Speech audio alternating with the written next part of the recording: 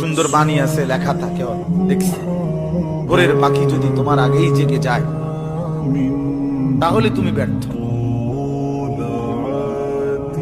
ভোরের পাখি যদি তোমার আগেই উঠে যায় তুমি ব্যর্থ।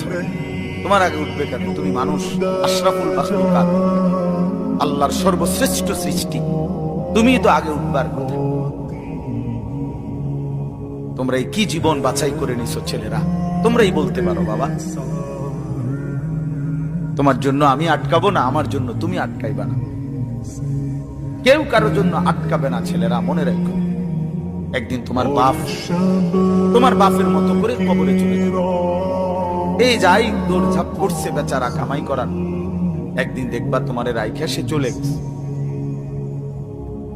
একদিন তুমিও চলে যাইবা। এই বন্ধু বান্ধব আড্ডা এগুলো সব থেকে